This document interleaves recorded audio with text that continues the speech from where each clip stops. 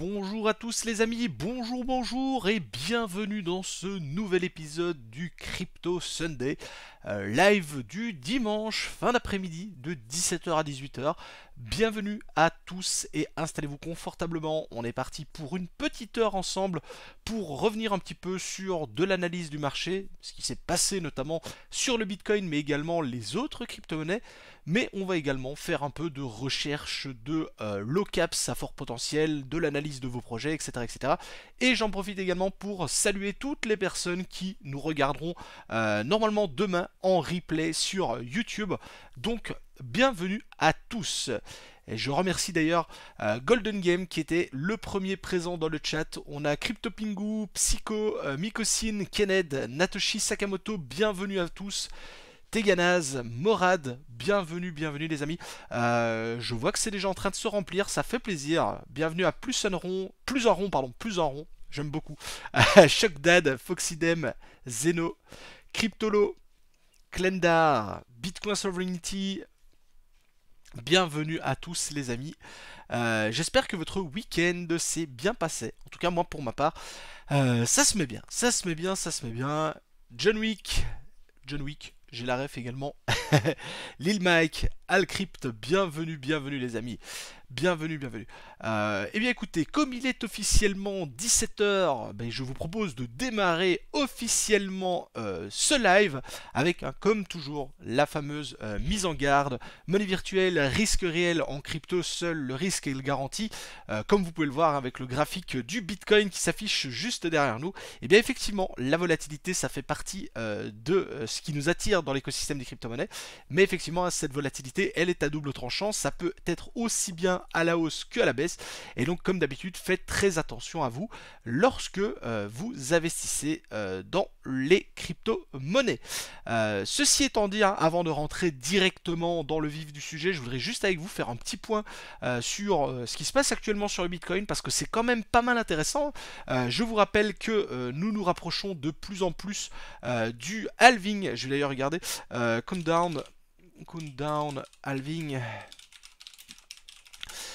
Pour être certain de combien de temps il nous reste, pour que je dise pas une bêtise. C'est ça, c'est 21 jours. J'avais en tête 22-23, donc je n'ai pas loin, 21 jours et 17 heures.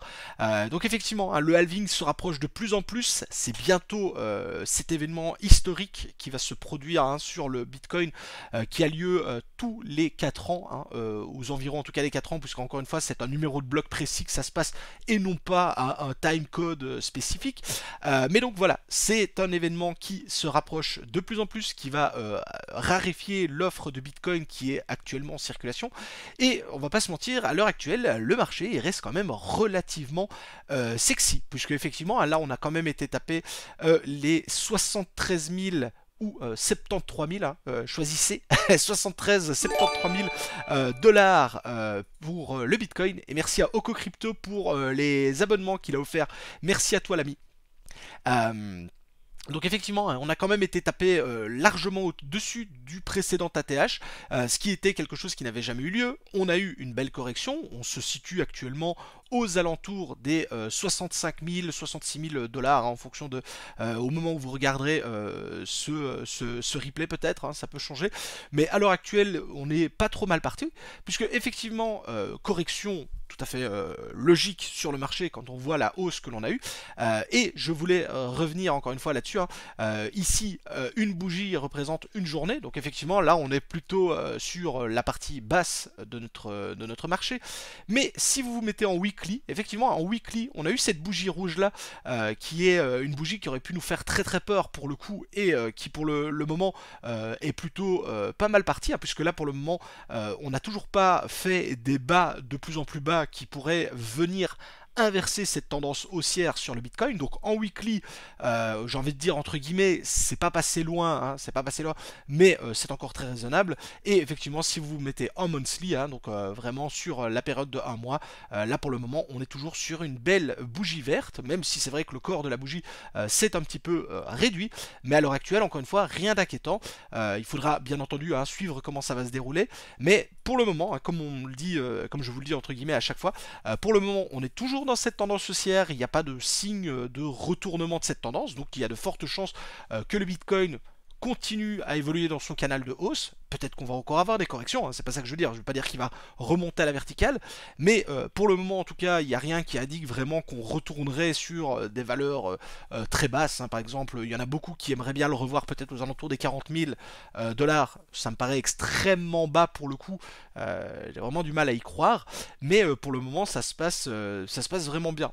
Et on le ressent d'ailleurs, hein, sur le marché, puisque effectivement dès que vous avez le Bitcoin qui reprend un peu son souffle ou qui respire un peu mieux, vous avez soit une stabilisation, soit une reprise un peu de valeur au niveau des altcoins, hein, avec effectivement toujours un Ethereum aux alentours des 3400 dollars, Solana qui nous a fait quand même une perf de folie, hein, même si vous le savez, moi je ne suis pas fan de Solana, mais bon voilà, quand même très très grosse performance à son niveau, et on a effectivement depuis quelques jours, la crypto-monnaie Toncoin qui est reliée notamment à Telegram, qui performe plutôt bien également. Alors de mon côté, je n'ai aucune idée parce que c'est pas un projet du tout que je suis et c'est pas du tout un projet qui m'intéresse. Donc pour le coup, j'ai aucune idée de pourquoi il performe aussi bien à l'heure actuelle, pourquoi est-ce que subitement ça démarre. Mais pour le coup, c'est vrai que je sais qu'il y a des membres de la communauté qui étaient dessus, et donc là pour le coup, j'ai envie de dire chapeau bas. Donc voilà, j'ai un peu fait le tour du marché, en tout cas les grandes lignes. Je reprends un petit peu le chat pour voir un petit peu ce qui a été dit. Dump avant l'été, range pendant l'été et bull run à l'issue. En tout cas, c'est ce que beaucoup imaginent, hein, effectivement, puisque pour rappel, hein, en tout cas en ce qui concerne les vraies phases de hausse parabolique comme on a pu le connaître par le passé, c'est généralement entre 4 à 6 mois après le halving du Bitcoin. Donc ici on va arriver aux alentours du mois d'avril pour ce fameux halving. Donc si vous rajoutez, donc ça ferait avril, mai, juin, juillet, août, c'est ça, août, puis septembre, octobre. Donc ça nous amène effectivement plutôt vers la fin d'année pour comment dire, cet emballement qu'il pourrait avoir.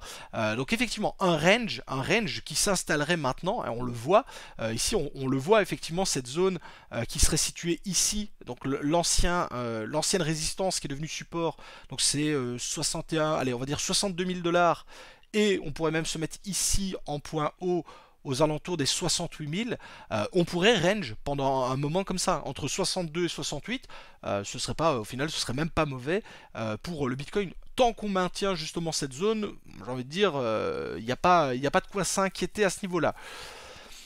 Un BTC à 40-45 ans n'invaliderait pas la tendance haussière graphiquement. En théorie non, par contre ça provoquerait probablement un emballement au niveau du marché et ce serait très problématique, notamment pour ceux qui sont rentrés dans les ETF, puisqu'il y a beaucoup d'ETF qui ont été achetés post 40-45 000. On en parlait d'ailleurs dans le live de jeudi, avec un prix moyen d'achat de l'ETF, si je dis pas de bêtises, qui est aux alentours des 50-55 000. Et donc c'est vrai qu'un retour à 40-45 pourrait être quand même fort embêtant à ce niveau-là, ne serait-ce que pour les ETF. Après bon, encore une fois, hein, c'est soumis à discussion là-dessus. Mais voilà. 40K, les machines de minage seraient plus rentables à l'approche du halving. Attends, 40K. Ah oui, 40 000 dollars, ok, monsieur problème. Les machines de minage seraient plus rentables à l'approche du halving. Bah oui, oui. Sauf que à l'heure actuelle, les mineurs qui sont déjà en place pour le coup, sont en train de se battre pour les derniers carats avant la diminution par deux des rewards. Regarde le gramme, alors c'est sur l'écosystème tonne, ouais. Écoute, on pourra regarder, hein, mais effectivement, pour comment dire, pour voilà, le projet Toncoin, je sais qu'il est bien entendu lié à ça, mais moi j'ai jamais suivi, c'est pas un truc qui m'a intéressé. Je suis déjà moi-même pas un très grand fan de Telegram, hein. Moi je suis plutôt, enfin comme toujours, hein, chacun choisit ses modèles de communication. Moi je suis plutôt Discord. J'aime mieux le fait d'avoir différentes channels sur Discord que sur Telegram, où généralement tu as une conversation fouillis, où tout le monde répond à tout et ça peut vite devenir problématique. Je comprends très bien l'intérêt qu'ont certains vis-à-vis de Telegram, mais bon voilà, voilà un peu pour le raisonnement. Mais donc voilà, j'ai pas plus d'explications, et je vous avoue que perso j'ai pas creusé, et entre nous ça nous intéresse pas, parce que c'est une crypto-monnaie que j'envisage pas du tout d'acheter et d'avoir. Donc je suis très content comme d'habitude pour ceux qui sont dedans, tant mieux pour eux. Mais c'est clairement pas le genre de choses qui va m'intéresser moi personnellement. Tu penses quoi du partenariat entre AXL et Ripple? J'en pense plutôt du bien, j'en pense plutôt du bien. Alors moi, vous le savez, je suis pas spécialement fan de Ripple, mais je suis très très fan d'Axelar.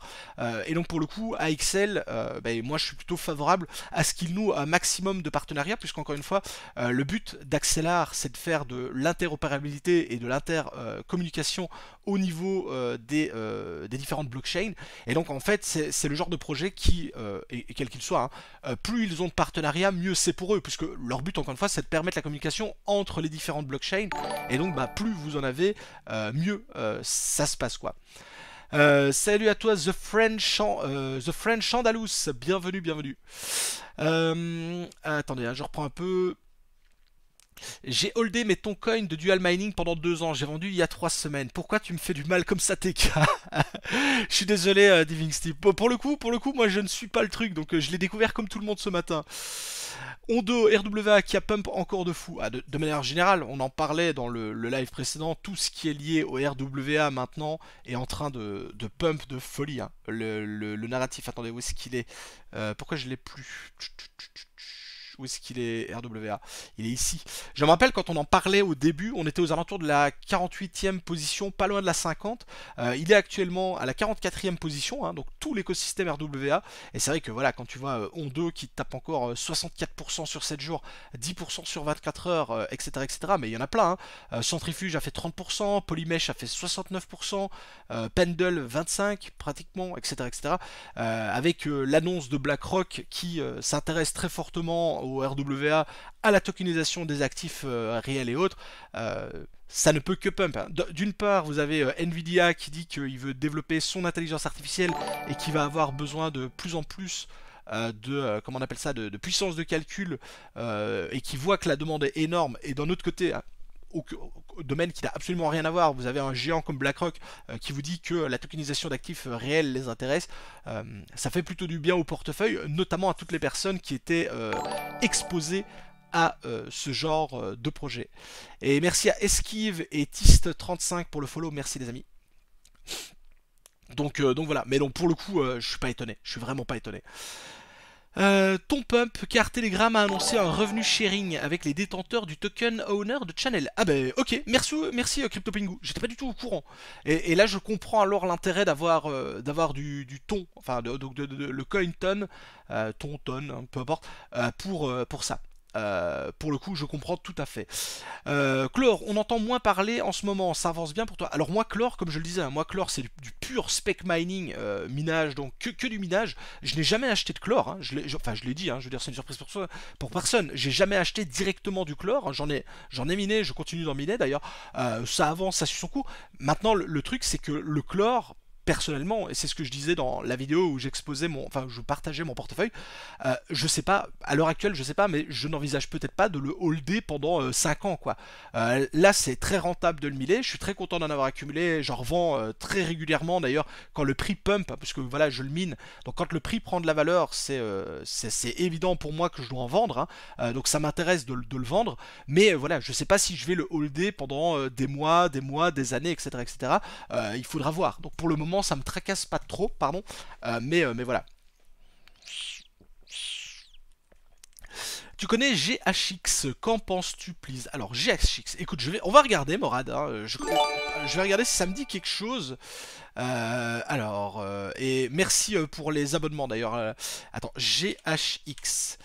Ah oui, le Gamercoin, oui, oui, ok. Alors, maintenant que tu me dis, donc j'avais oublié GHX, mais Gamercoin, oui, oui, ça me parle très bien. Maintenant, encore une fois, pour le projet, on est exactement dans le fait de fournir de la puissance de calcul via des GPU. Donc ça tombe exactement dans tout le domaine de la Dépine, qui pour le moment a très bien performé.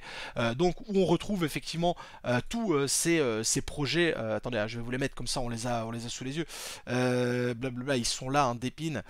Donc vous avez effectivement dans exactement la même catégorie que Gamercoin, hein, vous avez Render, c'est ça, Akash, c'est ça. Flux, il n'est pas dans la catégorie, si il est là, Flux il est là, c'est dans la même catégorie. Livepeer, c'est ça. Ancre Network, c'est un peu ça, un petit peu différent. RLC, c'est ça, etc., etc. Donc c'est ce sont des projets pour le coup qui sont tous dans le même domaine, donc qui est d'utiliser la puissance de calcul des cartes graphiques qui appartiennent à n'importe qui entre guillemets pour utiliser cette puissance. Et donc pour le coup, lui n'est pas mieux, mais n'est pas moins bien, hein, c'est ça que je veux dire, qu'un autre projet. Je veux dire, c'est pas le GHX, enfin le Gamercoin n'invente absolument rien, hein, c'est quelque chose qui est déjà ultra répandu, ultra connu. J'ai envie de dire pourquoi pas lui. Maintenant, on en avait discuté hein, dans le domaine des projets comme ça. Il y en a plein, plein, plein, plein, plein. T'as GTX, c'est ça, non. Comment il s'appelle allez, Node AI, c'est ça, CGPU, pardon, CGPU. J'avais en tête la carte graphique. T'as Node AI qui est dans la même catégorie, hein, si tu cherches des projets plutôt low caps. T'as Node AI qui est à 100 millions de market cap. Eux, ils sont combien, pardon je les ai perdus. Attendez, je remets GHX, c'est combien GHX, Gamercoin. Ils sont à 137 millions, donc tu vois, c'est dans la même catégorie que GPU. Et il y a surtout Ionet, hein, IO.net, que l'on attend tous, qu'on est même probablement trop à attendre pour le coup, dont le but ce serait exactement de faire la même chose, sauf que pour le coup, hein, Ionet, et encore une fois, je n'ai absolument rien contre les autres projets, hein, parce que donc, le but c'est pas de faire ça, mais Ionet, il y a une hype de fou. J'ai rarement vu ça, je le dis, hein, j'ai rarement vu ça au niveau d'un projet. Ça intéresse énormément de monde, que ce soit de simples particuliers, que des influenceurs, des créateurs de contenu, des VC, donc des fonds d'investissement ou autres. Il y a une folie qui est en train de s'emparer de Ionet qui est incommensurable, et je pense que si jamais Ionet tient toutes ses promesses, il pourrait effectivement balayer pas mal d'autres projets. Pour le moment, Ionet n'est pas encore disponible, hein, donc voilà, il fait parler de lui, il entraîne beaucoup de choses, mais donc il faudra voir. Mais GHX c'est exactement la même chose, donc on est vraiment là-dedans quoi. Le market cap est quand même assez faible. Bah, 137 millions, on est vraiment dans le low cap. On n'est plus dans l'ultra low cap. J'ai envie de dire pourquoi pas. Maintenant, c'est déjà quand même bien développé. Hein, on va pas se mentir. Et le truc, c'est que la concurrence, elle est monstrueuse. Hein. Elle est monstrueuse à ce niveau-là, puisqu'encore une fois, comme je disais, hein, si vous prenez toute la catégorie d'épines, donc qui est exactement ce qu'ils font, il y a quand même des énormes ténors qui sont là dans le milieu. Hein. Je veux dire, Render qui est le numéro 1. Au niveau vraiment de la fourniture de puissance de calcul et autres, tu vois, c'est 4 milliards de market cap, hein. C'est énorme, c'est énorme. Donc effectivement, tu peux te dire que ça peut encore progresser énormément, hein. 137 millions par rapport à 4 milliards, c'est rien du tout. Mais effectivement, après, il faut voir qui va tirer son épingle du jeu, puisque comme je te dis, il y en a 50 dans le même domaine, et à un moment donné, quand toi tu as des cartes graphiques, par exemple, tu es une personne qui a des GPU, bah tu vas devoir choisir un, tu vas pas... alors si tu peux faire un jour un autre jour l'autre, etc., mais bon, tu vas pas te prendre la tête, donc très très souvent tu vas en choisir un et tu vas y rester. Donc après, l'intérêt ce sera de trouver celui qui va parvenir à tirer son épingle du jeu par rapport à la concurrence quoi. Cubic, on en a déjà parlé pour le coup les amis, donc Cubic je vais pas le reprendre, hein, on en a déjà parlé, et encore une fois si vous voulez en apprendre plus, je vous renvoie clairement vers Makertronic qui est clairement le spécialiste là-dessus. Ionet, trop de hype, si les airdrops est mal drivé ça va flop.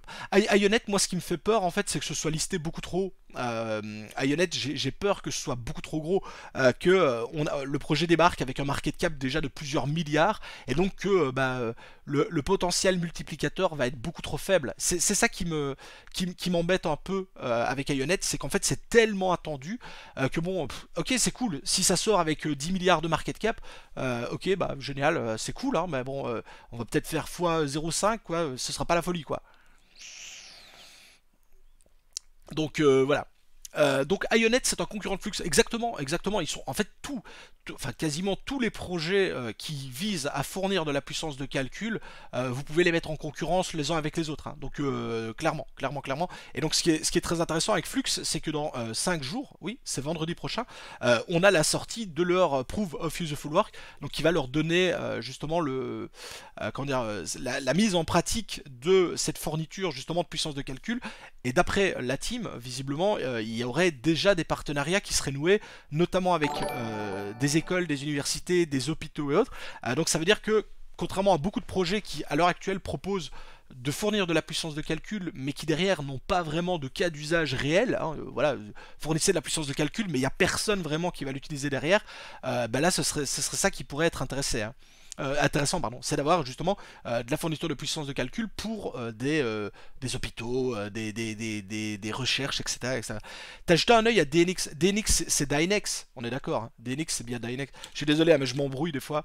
Ouais, Dynex, oui, oui, Dynex, on connaît très bien. Bah, typiquement, Dynex, c'est le parfait exemple. C'est le parfait exemple où, à l'heure actuelle, tu peux fournir de la puissance de calcul à Dynex via tes cartes graphiques, via le minage, mais cette puissance de calcul ne va nulle part. Enfin, ne va nulle part. Tu fais fonctionner la blockchain, tu la valides, mais tu ne fournis pas de la puissance de calcul à une entité derrière qui va réellement l'utiliser.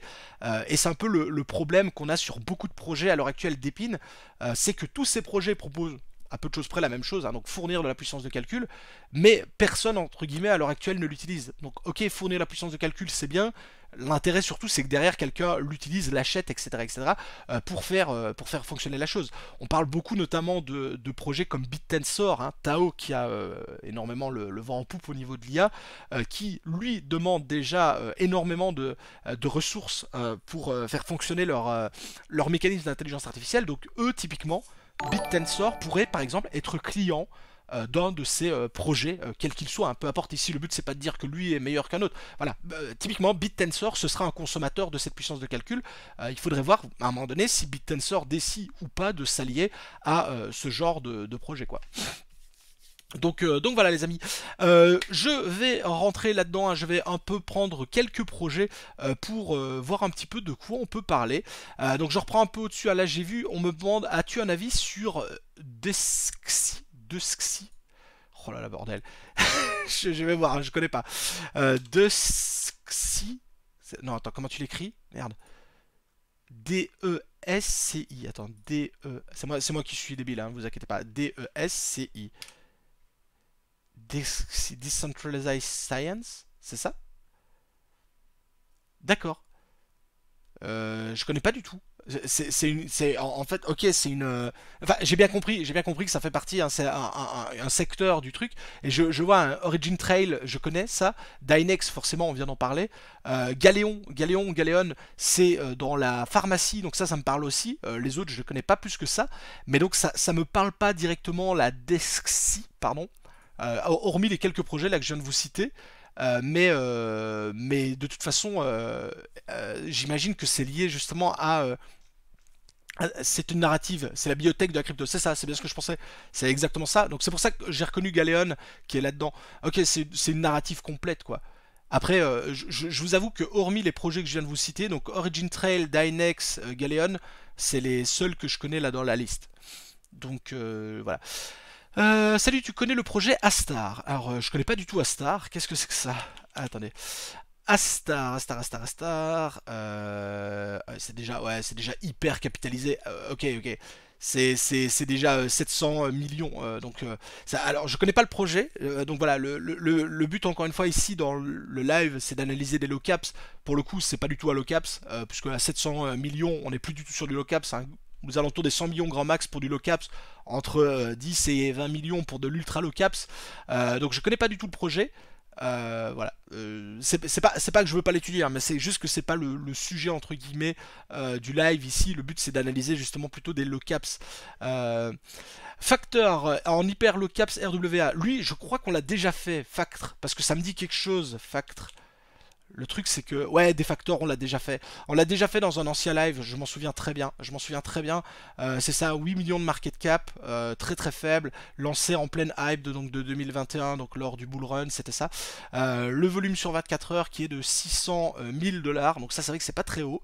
Par contre le total supply, ça j'aime beaucoup. 300 millions en total supply, ça fait des supplies légers, donc ça j'aime beaucoup. Le market c'est disponible déjà sur Mexi, sur Polynex, sur Uniswap. Et si je me souviens bien, je crois me souvenir du site, hein. Je crois me souvenir du site, c'était ça, ouais, on l'avait déjà fait, on l'avait déjà analysé, je me souviens très bien de ça.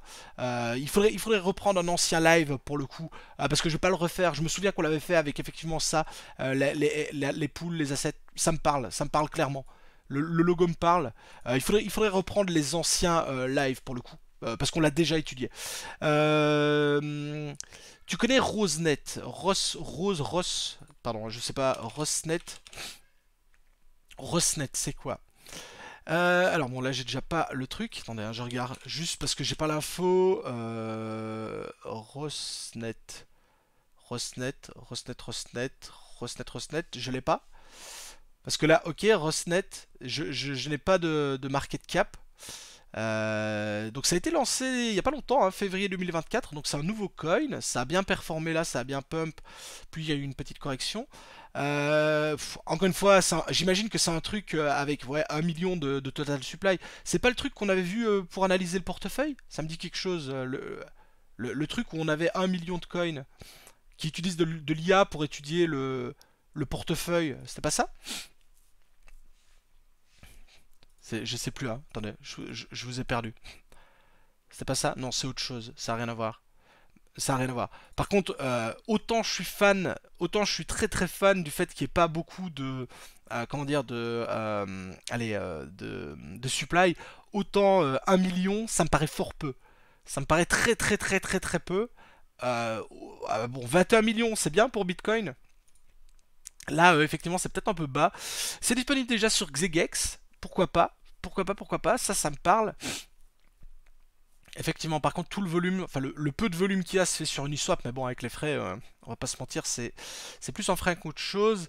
Blablabla. Et donc, ça parle de quoi? Donc, dashboard, documentation, machine learning, écosystème. Ok, donc c'est du machine learning, c'est de l'IA, donc clairement. Ça a le vent en poupe à l'heure actuelle, donc pourquoi pas. Dashboard, est-ce qu'on sait voir quelque chose? Stake and Receive Real, ok, donc là, ce sera bientôt lancé. Les outils, Explore, Enjoy, qu'est-ce qu'il y en a? Prompt, je sais pas. Ah, ok, ça peut utiliser, ok, c'est pour générer des trucs en 3D. Je sais pas moi, Cube, InSpace, InSpace, je sais pas, ça met quelque chose, ça fonctionne? Je découvre en même temps que vous, hein, donc là pour le coup, mais je connaissais pas du tout ce projet-là. Ok. Le seul truc, c'est effectivement les 1 million de total supply qui peuvent être clairement un frein, là pour le coup, parce que c'est très très faible. C'est très très très très faible, 1 million. Ça va même être dur d'en filer à tout le monde, hein. Et merci à Amaury, pardon, DNS pour le follow, et également à Julien et Maxime qui nous ont follow juste avant. Je regarde, est-ce que ça fait quelque chose? Est-ce que ça fait quelque chose? Ça charge. Ça va pas, ça charge. Pas grave. Mais ok, ok, ok. Ce qui est bizarre, c'est que j'ai même pas d'infos non plus sur comment sur Coin Market Cap, sur CoinGecko. J'aurais bien voulu voir le market cap. Ça aurait été sympa d'avoir une info. Ok, ok, ok, c'est ça. Et ça me fait, c'est pour avoir des modèles 3D, ok, via l'intelligence artificielle. Donc, ok, pourquoi pas.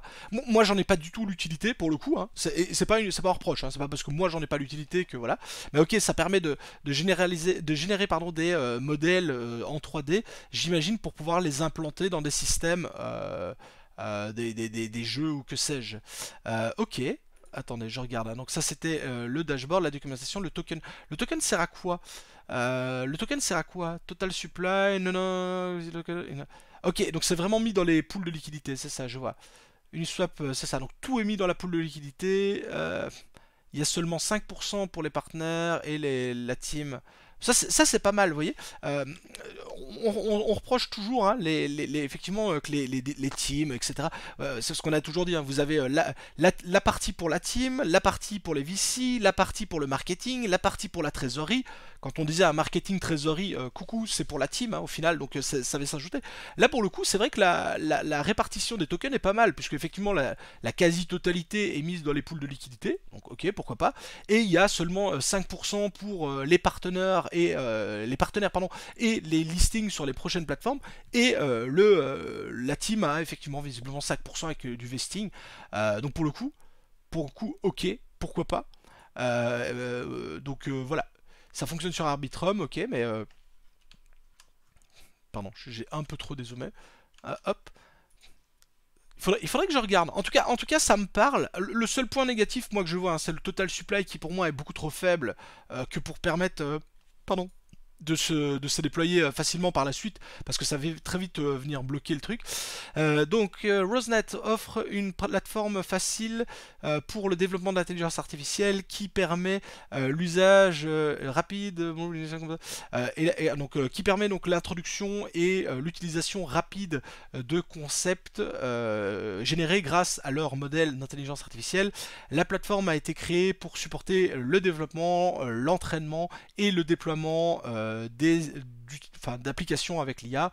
Wide range and need for machine, donc to project to sophisticate, et tout ce qui est donc la création donc de modèles en 3D pour les applications.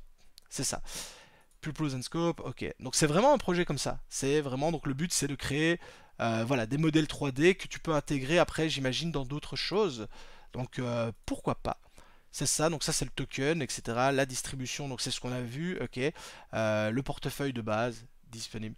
Donc pourquoi pas. En tout cas, je connais pas le market cap, mais visiblement ça coche plus ou moins les 15 hein, de ce qu'on disait. Donc ça peut être mis dans la catégorie, pour le coup.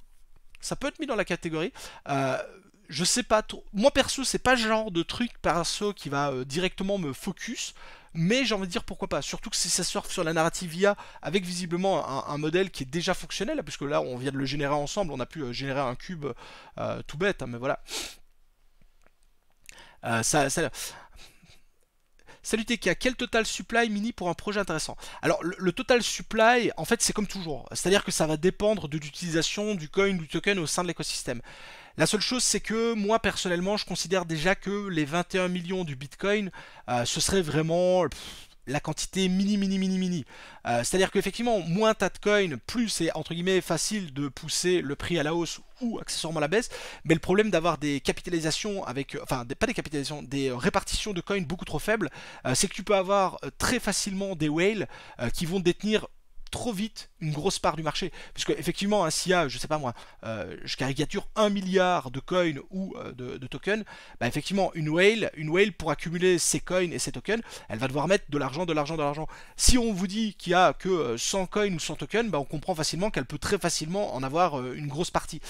Donc voilà, c'est purement abstrait, parce qu'il y a des gens qui vont vous dire ah non moi 5 millions de total supply ça me pose pas de problème, il y en a d'autres ce sera 50, il y en a d'autres ce sera 100 millions, il n'y a rien qui est figé, mais pour le coup moi voilà je considère vraiment les 21 millions du Bitcoin comme étant, si on considère que le Bitcoin c'est de l'or numérique, donc l'or c'est un métaux rare précieux, ben, j'ai envie de dire que tout ce qui, il faut qu'il y ait plus de coins de tokens pour d'autres projets que cette limite de 21 millions, voilà c'est purement abstrait.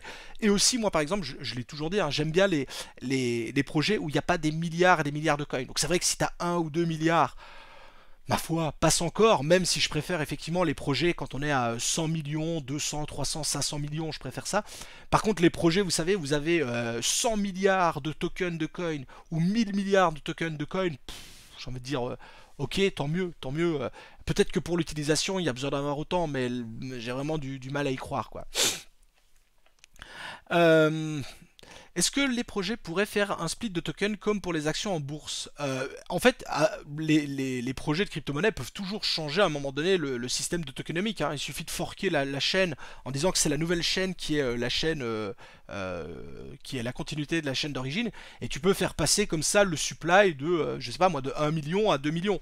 Le seul truc, c'est qu'effectivement, il faudra voir si la communauté est d'accord de te suivre, puisqu'à partir du moment où tu doubles, par exemple, là, je prends un exemple très simple, à partir du moment où tu doubles le total supply, tu divises entre guillemets par deux ce que les gens détenaient. Ça veut dire qu'effectivement, si tu avais 1000 euros, hein, je caricature, pour un total supply de 1 million, bah si le lendemain la team te dit bah non, écoutez les gars, on a changé, on a forqué la chaîne, c'est plus 1 million, c'est 2 millions, bah t'as plus vraiment 1000 euros, hein, puisque t'as 1000 euros sur 2 millions au lieu d'avoir 1000 euros sur 1 million, donc en fait t'as plus que 500 euros royalement pour le dire comme ça.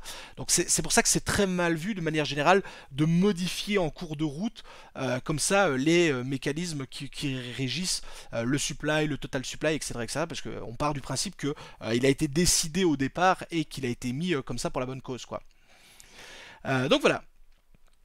Astra Protocol, supply de 2 millions. Bon, on va regarder. Astra Protocol. Astra, attendez, Astra, pardon, Protocol.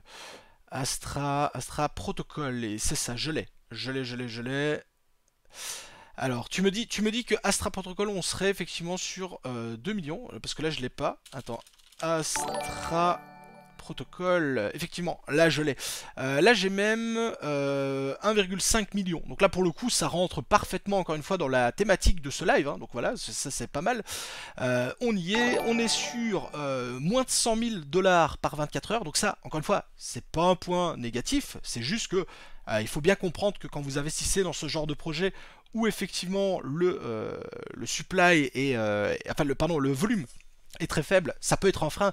Si vous investissez 500 balles, on est bien d'accord, ça va pas être un frein. Le problème, c'est que vous devez vous dire qu'il y a des fois des investisseurs qui vont vouloir mettre sur ce genre de low-cap 10 000, 20 000, 30 000 euros, dollars, hein, peu importe. Et donc là, ça devient très problématique, puisque effectivement, on a des volumes qui sont pas suffisants pour absorber cette liquidité. On a un total supply d'1 milliard. Donc moi, perso, comme je vous disais, hein, je préfère quand c'est un peu plus bas, mais voilà, ça me choque pas. Le graphe, on a été lancé en janvier 2023, donc ça a été lancé. Et ça, c'est ce que je disais, c'est le parfait exemple de problème. Ça tombe bien de l'avoir pris, puisque là, on voit que le projet a été lancé aux alentours des 40 centimes, donc ça a dû être son prix de lancement au listing. Et on voit que depuis, c'est la descente et il n'y a aucun signe de retournement là-dessus. Donc pour moi par contre, voilà, c'est un avis, hein, ça a été lancé en janvier 2023. Je pense que c'est un projet qui est complètement mort. Hein. Esquive 25, je suis désolé, mais là pour le coup, encore une fois, moi je suis un nouvel investisseur, je débarque dans l'écosystème des crypto-monnaies. Tu me dis le projet, il faut investir là-dedans. Moi je vois le graphe, je te dis, répète dedans. Pas moi, pas moi du tout. Je l'ai acheté à 30 centimes. Ah oui, mince. Voilà, je suis désolé, hein, je connais pas le projet, voilà, c'est un projet mort. Hein, le volume s'effondre complètement. Il y a de moins en moins de volume, plus le temps passe, le prix ne se relève pas. Si tu te mets même, allez, sur 3 mois, ça donne quoi? Ça aussi, tu vois, ça range, ça fait son petit bonhomme de chemin. C'est disponible où? Ouais. C'est déjà disponible sur Gate et KuCoin, non? Je pense que c'est un projet qui est mort et ça finira par être délisté, hein, parce qu'à mon avis, en plus, si ça fait plus de volume, je rappelle que les plateformes d'échange, hein, que ce soit n'importe laquelle, gagnent de l'argent grâce à aux échanges faits sur la plateforme. Moins vous avez de volume, moins ça va être intéressant pour eux de la garder. Donc je pense que tu pourras en faire collection. Esquive, ça peut être sympa dans un portefeuille, mais je pense que ça n'ira plus nulle part. La même courbe que le GST. Bah oui, mais le GST, c'est le parfait exemple. Le GST, c'est exactement ça. Je ne sais plus qui l'avait dit d'ailleurs sur Twitter. Il avait dit le truc, c'était super intéressant. Où tu dis, ah, tu regardes ça, tu dis, waouh, le projet a bien pump, ça a l'air pas mal. Donc on est sur une time frame d'un mois. Tu dis, waouh, le GST, ça se retourne, ça a l'air d'être pas mal. Puis tu te mets depuis le début, et tu vois ça, et tu dis, bah non. Bah non, c'est terminé. Je le garde en souvenir de mes échecs. Oh, je te rassure, j'en ai plein des comme ça. Pour le coup, je ne me moque absolument pas. Ça m'a arrivé plein de fois de finir sur des coins qui finissent au fond du trou et tu sais plus rien en faire. Mais oui, le parfait exemple, c'est GST. GST, quand tu le regardes sur un mois, tu peux te dire, mettrais peut-être bien une pièce, ça a l'air d'être sympa. Puis tu regardes sur Max et tu dis, moi, non. Non, je n'irai plus mettre de pièces dessus. Et pourtant, pareil, j'ai mis des pièces dedans. Hein. J'ai mis des pièces dedans. C'est probablement la seule fois où j'ai un peu interagi avec Solana pour le coup. Donc pour vous dire. Donc voilà. Carbify. Attends, on va regarder. Carbify, regarde la charte. Carbify. CBY. Carbify, c'est quoi? Là c'est déjà un peu mieux. La charte elle est un peu plus sexy, hein. On va pas se mentir. Encore une fois, je ne connais pas du tout le projet Carbify, on va le regarder ensemble. Mais c'est vrai que tu es un nouvel investisseur, on te propose d'investir là-dedans ou dans ce truc-là. Tu vois, tu mets les deux graphes côte à côte, tu dis, t'es nouveau, hein, donc tu connais pas grand-chose à la crypto-monnaie. Tu dis, tu dois mettre un petit billet, tu préfères mettre ton billet là-dessus, sur ça, ou sur ce truc-là. Bah, si le mec il est un peu sensé, il dit je prends ça, hein, même sans connaître les projets, même sans rien. Donc je regarde un Carbify, je connais pas du tout. Je vois que c'est déjà hors du top 1000. Donc pour le coup ça colle parfaitement avec ce qu'on recherche ici dans ce genre de live. Donc Carbify, ça a un market cap de 22 millions. Donc ça c'est top, je le mets vraiment à la frontière, ultra low caps hein, pour le coup, donc on est vraiment pas mal. Le volume sur 24 heures, presque 1 million de dollars. Donc là, ça permet quand même de rentrer et de sortir plus facilement. Hein, même si vous avez genre 50 000 euros, ça devrait aller. Et le total supply de 50 millions. Donc là, pour le coup, j'aime beaucoup. Puisqu'encore une fois, comme je le disais, je suis vraiment très fan de ces supplies pas trop élevés. Alors, c'est disponible où? C'est disponible sur Uniswap. Oui, c'est quasiment lui qui fait tout le volume, hein, c'est ça, 24 volumes.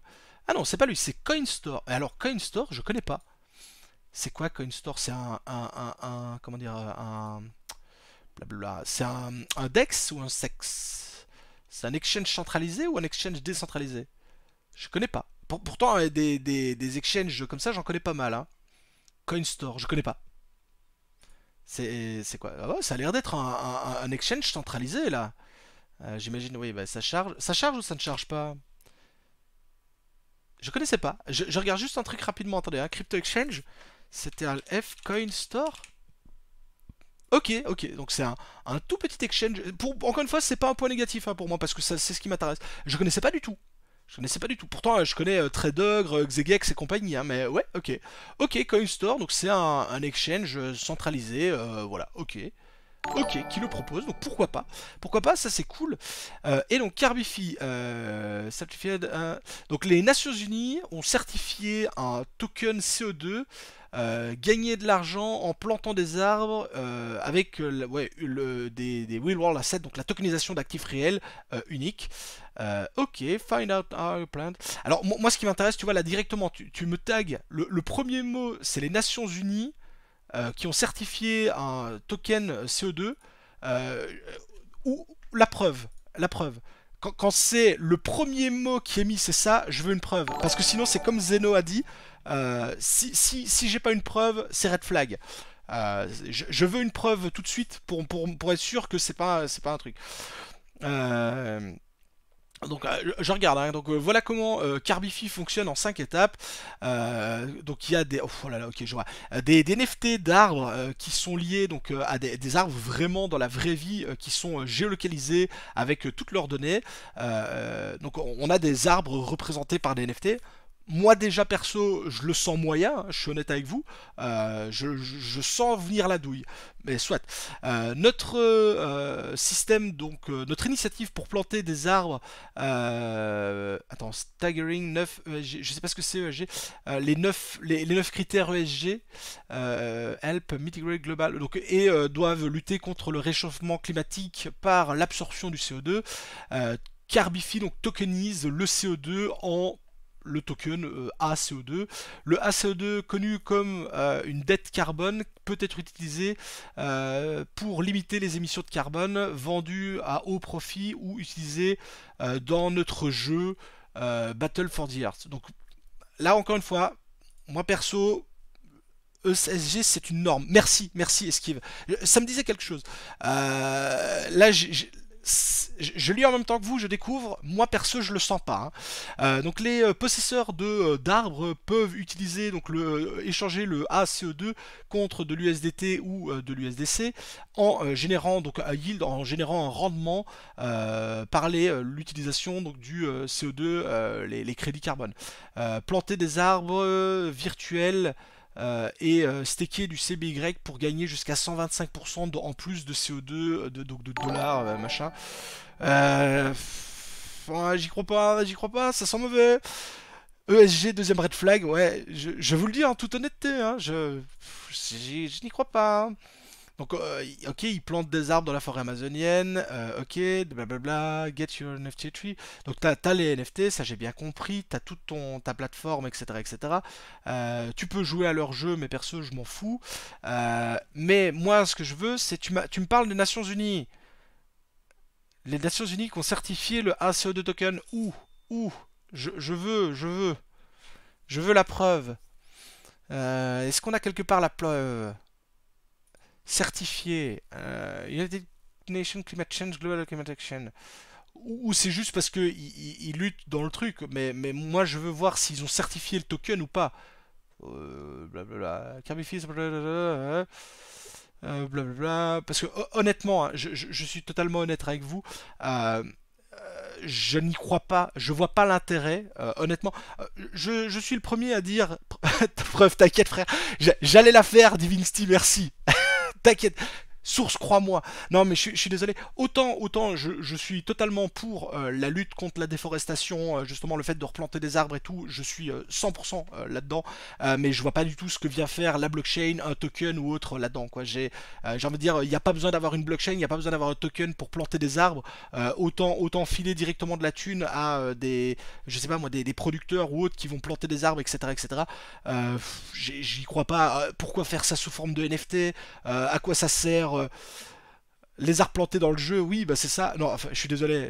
Peut-être que là, alors attention, hein, encore une fois, peut-être que il y a moyen de faire un peu d'argent avec ça. Je ne dis pas qu'il n'y a pas moyen de faire de l'argent. Il y a peut-être moyen de faire de l'argent, puisque voilà, ça a l'air de quand même, il y a quand même l'air d'avoir un peu de volume, un peu de trucs. Peut-être qu'il y a moyen de faire de l'argent, mais voilà, voilà. Il y a un vrai intérêt pour les crédits carbone. On est totalement d'accord, mais moi je veux la preuve que les crédits carbone sont réels, que c'est pas un truc totalement virtuel qui a été développé par deux gars qui ont fait ça dans un garage sans aucune preuve. Sans aucune preuve. Donc je suis totalement d'accord avec toi. C'est ce que je dis. Je valide totalement le concept. Ça, le concept, il n'y a aucun problème avec. Ça, je suis totalement d'accord. Je reviendrai pas là-dessus. Mais voilà, j'ai du mal à croire que ce projet-là en particulier sorte du lot, quoi. Donc voilà. Pas convaincu. Peut-être moyen de faire de l'argent, mais pas convaincu. Bon, je l'ai vu, hein, vous m'avez tagué là avec Neuroni AI. Je vais vous le faire. Enfin, on va le regarder. Neuroni AI. Neuroni AI. Neuroni AI. Donc, on est ultra low caps, 7 millions de market cap. Excusez-moi. 7 millions de market cap, donc là pour le coup, j'adore, c'est vraiment pas mal. 1, 2, 3, 4, 5, 6, c'est ça. Donc 8 millions 500 000, on va dire, de total supply. Ça me paraît encore une fois fort bas. Je ne le mets pas en point négatif, attention, mais je dis juste que pour moi, je trouve que c'est extrêmement bas. Voilà. Le volume sur 24 heures, 46 000 $. Donc là, il faut faire super gaffe. Super gaffe. Vous mettez, je caricature, mais vous venez avec 4 000 $, ce qui est beaucoup comme pas beaucoup dans la crypto-monnaie. Hein. 4 000 $, c'est clairement pas. On n'est pas une whale avec 4 000 $. Et vous avez 10% du volume sur la journée. Donc faites très attention à vous. Notamment si vous me dites, bah non, j'ai mis 50 balles. Bon, on s'en fout, 50 balles. Mais voilà. Faire gaffe au niveau des volumes comme ça quand ils sont si faibles. Parce que un rien va faire pumper le prix. C'est peut-être ça, hein, j'en sais rien, mais peut-être que le pump là est lié à un achat d'un gars qui a juste mis 10 000 balles et qui a fait pumper le truc. Donc faites attention au niveau des achats, mais également au niveau des ventes. Parce que si vous avez du mal à rentrer sur le projet, vous pouvez avoir du mal à sortir. C'est exactement ce que j'avais dit sur ma vidéo avec AGC, hein, Argocoin. Quand vous êtes sur des ultra low cap, c'est cool, on peut aller chercher des gros multiplicateurs, mais faites très attention de voir si vous allez pouvoir rentrer et sortir. Au niveau du marché, c'est disponible, je m'en doutais, uniquement sur Uniswap. Effectivement, c'est encore une fois un token ERC20. Je n'ai rien contre les tokens ERC20, mais pour le moment, c'est vrai que ça pullule pas mal. Hein. Ouais. Et alors, Neuroni AI, ça parle de quoi? Ça parle de quoi? Encore une fois, je ne connais pas le projet, donc je le découvre en même temps que vous. Blablabla. Est-ce que ça charge?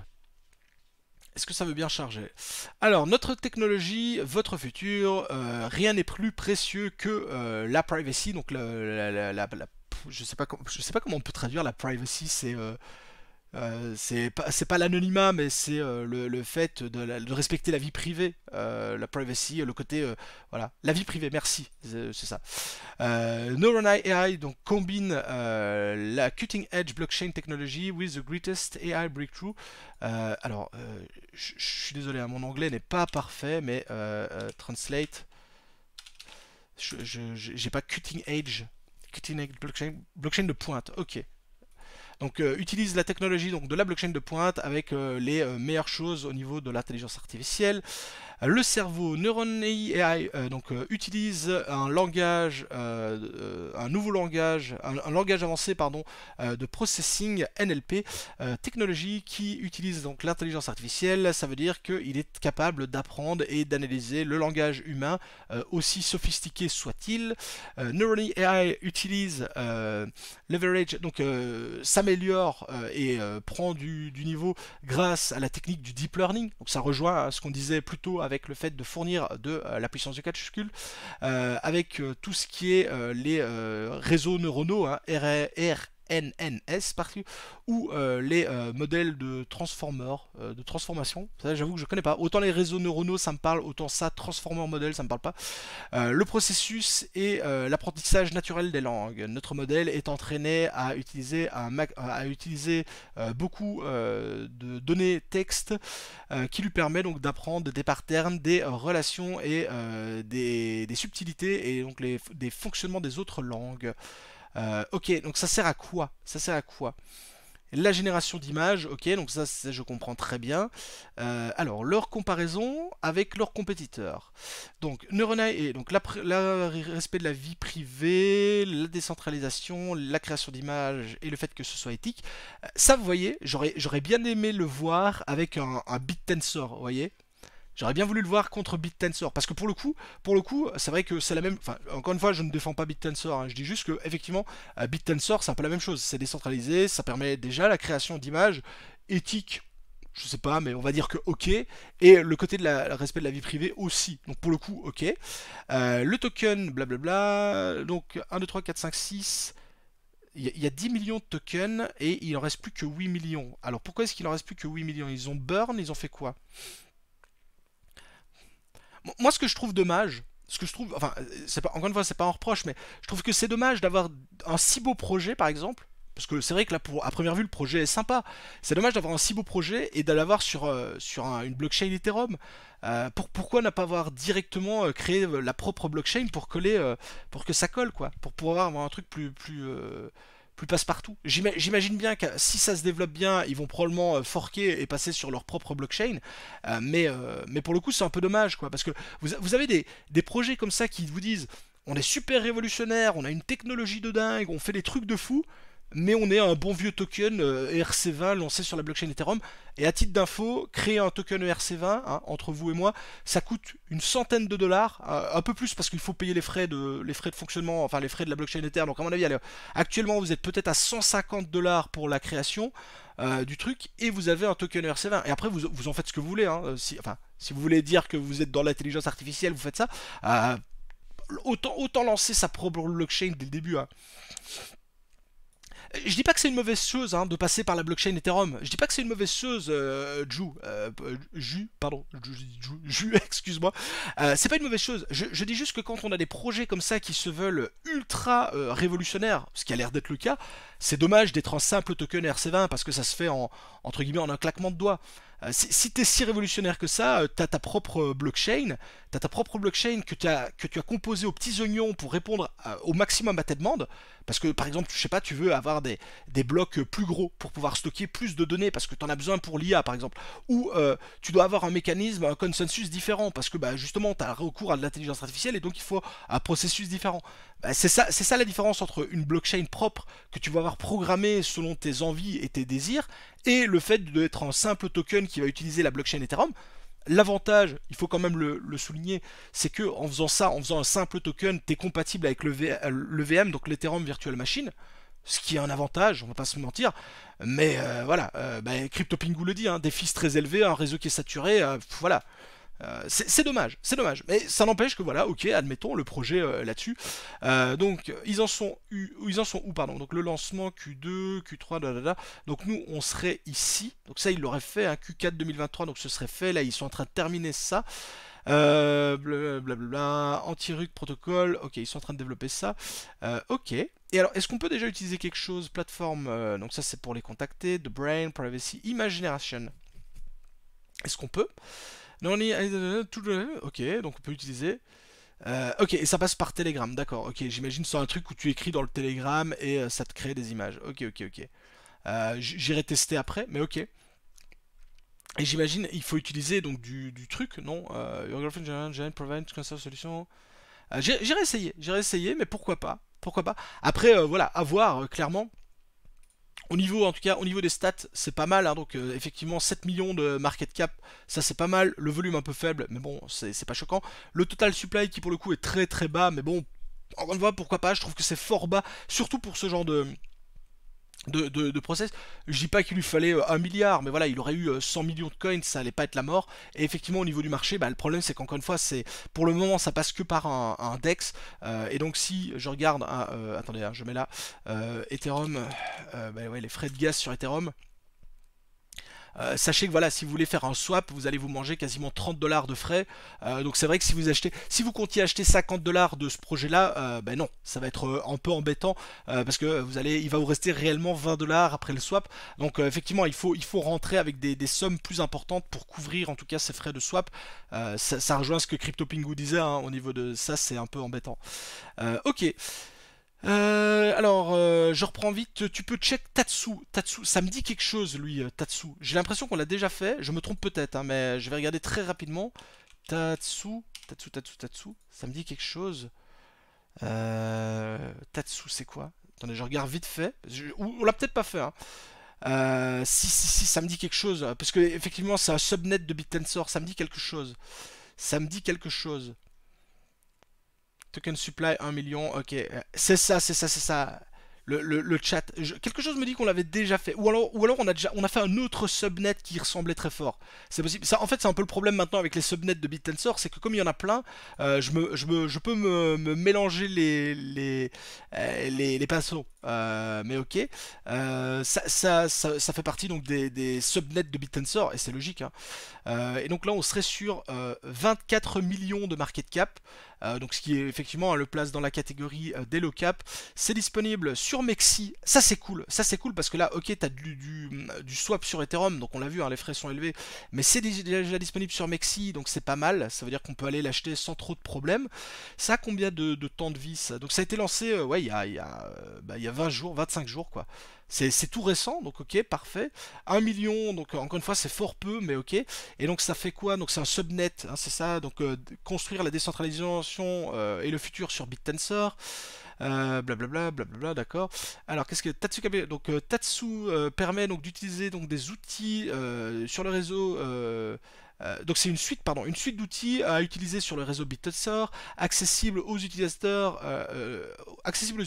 et user-friendly, avec un monthly subscription, donc avec le fait de payer par mois l'utilisation de ces outils, while providing a steady income from the ecosystem. Ok, ça permet d'avoir la connexion des API et c'est un subnet, c'est ça, de BitTensor, blablabla. Mais alors qu'est-ce qu'il propose? Stable liquidity boost Tatsu confidence while smart contract, donc là ça propose donc une pool de liquidité.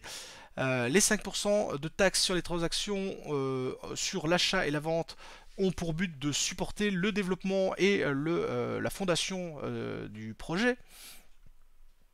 With the latest développement, ok, blablabla, donc c'est ça. La roadmap, ok. Mais après ça, clairement, ça fait partie des points qui sont ultra intéressants à l'heure actuelle, puisque tout ce qui est, de manière générale, à l'heure actuelle, les subnets de BitTensor ayant tellement le vent en poupe, c'est énorme, quoi. Je comprenais. Ok, j'avais pas compris. Bienvenue à toi, Dad. Ça fait toujours plaisir d'avoir des gens comme toi. Pour le coup. Alors, hop. Est-ce que je peux? Non, je peux pas. Mais ouais. Attendez, j'ai perdu. Je vous ai paumé. Je vous ai permis. J'avais qui? Peux-tu regarder Soil? 5 millions de market cap et 100 millions de supply. Alors, je regarde parce que je terminerai par celui-là, parce qu'on arrive à la fin. Soil, c'est quoi Soil? Je connais pas ça par contre, ça me dit rien du tout lui. Soil. Donc on est sur un projet qui a été lancé en octobre 2023, donc c'est encore relativement récent. On est effectivement sur 5 millions de market cap, un volume de un peu plus d'1 million, donc ça c'est pas mal pour entrer sortir, ce sera sympa. Et un total supply de 100 millions, donc là parfait, voilà, ça coche les cases. Merci Monsieur Pilou, et Jim Stacy, Kradicumus, Ju, pardon, pour les follow, merci à vous les amis. Ok, donc ça me parle. Je vois déjà que c'est sur Polygon, donc ça permettra déjà de limiter un peu les frais. C'est disponible sur Gate et sur Mexi. Gate.io et Mexi me parlent très très fort hein, comme exchange, puisque c'est là que je traîne le plus souvent pour les low caps. Donc pour le coup, pas de problème. C'est déjà un peu listé, mais c'est ça qui est cool parce que donc c'est pas trop problématique. On va pas encore se retrouver une fois avec des frais sur Uniswap. Même là, c'est pour le coup c'est le réseau Polygon, donc ça devrait être moins cher. Mais Mexi Getio, c'est déjà très très bien comme plateforme, en tout cas pour en acheter. Et ça sert à quoi ce projet-là? Attendez, je vire tout ça. Donc le retour des stablecoins sécurisés backés, donc qui sont backés par des real world assets. Je ne savais pas que c'était possible donc d'avoir des real world assets qui vont servir comme comment est-ce qu'on dit autrement que backés, qui vont servir de garantie. Qui vont servir de garantie là pour un stablecoin, ok, avec un yield de 14%, totalement sécurisé par les real world assets, donc ça c'est ce que eux disent, hein. Gagner de l'USDC, DeFi Protocol managed by donc un protocole DeFi qui est géré par des professionnels, hein. Donc, je ne fais que lire, hein. Donc un yield à 14%, backé par ces fameux real world assets, et donc en fait c'est pas réellement 14%, c'est 8% en USDC par exemple, et il y a 6% supplémentaires qui sont en Soil token. Ok. Moi, ce qui m'intéresse, c'est à quoi sert le Soil. J'imagine que ça va être pour tokeniser les actifs. Donc le Soil est un fully regulated DeFi protocol, donc c'est un protocole complet de la DeFi qui assure la sécurité sur les stablecoins qui sont backés par des real world assets. We stand out by being backed by real world assets, providing stability and tangible. Ok, donc c'est ça. Donc eux ils disent notre stablecoin ne peut pas se casser la figure parce qu'on est backé par des vrais actifs. Merci Pingu pour ton prime, merci à toi l'ami. Une approche au niveau de la régulation. Ils ont vraiment une approche donc avec la régulation pour assurer la transparence et la compliance, pour apporter la vérité au sein de leur projet. Donc voilà. La tokenomic strategy, notre tokenomic proprietary growth sensitive user avec donc ils ont créé un modèle qui se veut déflationniste et qui implique la participation des personnes. Sécurisé et audité, la DeFi 2.0, mais ok. Alors la team, bon, comme on arrive déjà à la fin du live, je vais passer très vite là-dessus, mais ok. Comment ça fonctionne? Donc les investisseurs crypto au niveau de la DeFi vont prêter des stablecoins à Soil Protocol, et Soil Protocol, c'est ça, il va apporter de la liquidité pardon, à la finance traditionnelle, c'est ça, hein, et eux, bah, ils vont rapporter un yield, donc des intérêts à Soil Protocol qui vont être reversés aux investisseurs. Donc en gros, si j'ai bien compris, vous prêtez de la crypto-monnaie grâce à leur plateforme. Cette crypto-monnaie sous forme d'USDC, que je dise pas de bêtises, est utilisée non pas pour faire des trucs dans la vie, enfin dans la crypto-monnaie, mais plutôt dans la vie de tous les jours, donc dans l'écosystème réel pour le coup, hein, si on peut appeler ça comme ça, et il y a effectivement la génération de yield. Donc effectivement ici le but ce serait donc de prêter ces fonds, la tokenisation du yield, de générer des rewards, et ça permet de booster votre truc. Ok, blablabla. Et est-ce qu'on a l'application? Ok, c'est ça que je voulais voir. Ouais, ok, c'est bon. 14%, c'est ça. Et donc là, ils auraient déjà en lock donc 1 million d'USDC, c'est ça. 1, 2, 3, 4, 5, c'est ça. 1 million d'USDC qui serait mis en lock pour être prêté aux investisseurs. Donc il faut connecter son wallet, j'imagine. Total Land, USDT, Soil, ok, c'est ça. Ce que l'on gagne, ok. Donc là, la seule entreprise, whitelisted, pool corporate problem, ok. Et donc là, on voit où on peut prêter ses fonds. C'est ça, c'est ça. Donc là, vous avez 8% si vous prêtez dans celle-là. Ici, vous avez 14%, 14%. Ça me fait fortement penser à Centrifuge, que j'ai bien étudié pour le coup. Sauf que Centrifuge n'est pas enfin, est dans les RWA, mais plutôt sur la tokenisation d'actifs réels, mais pas spécialement dans le prêt de fonds comme ça. Mais ok, ça me parle. En tout cas, tu sais quoi? Pour le coup, celui-là, je vais vraiment l'ajouter à ma liste de ceux que je dois creuser plus, parce que bon là voilà je le fais très rapidement lors du live.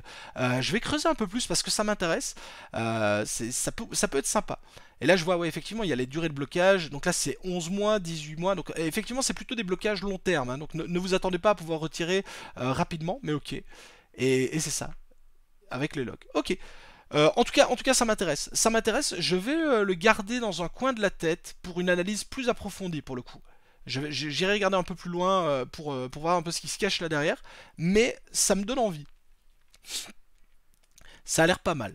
Ça a l'air pas mal. Mais il faut creuser. Voilà, je vous dis, hein, là j'ai regardé très rapidement. Donc voilà, en tout cas ça a l'air pas mal. Encore une fois les amis, un tout grand merci pour ce live. On arrive à la fin de cette heure passée ensemble. Encore une fois, je voudrais vous remercier énormément pour l'interaction avec le chat. Puisqu'encore une fois, sans vous, ce genre de live, encore une fois, ne peut pas exister.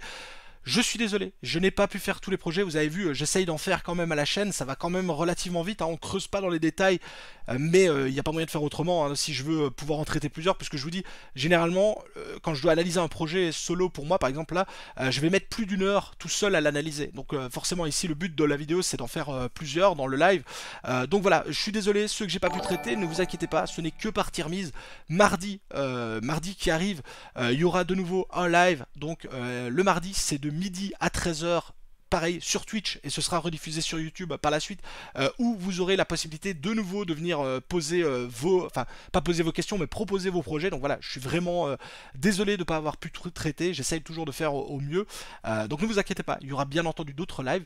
Et puis sinon moi je vous invite à rester connecté sur mes différents réseaux, hein, que ce soit donc notamment sur Twitch. Si vous avez envie de follow la chaîne, je vous rappelle que c'est la meilleure façon de soutenir mon travail, c'est totalement gratuit de follow la chaîne, donc n'hésitez pas à follow, ça me fait toujours énormément plaisir.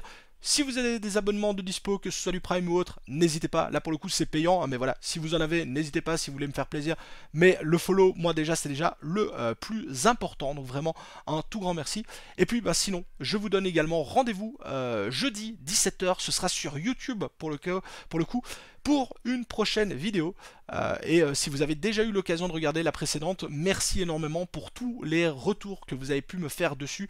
C'était notamment sur les gains générés dans la crypto-monnaie et comment les retirer, notamment au niveau des banques, au niveau des impôts, du fisc, etc. Comment ça se passe.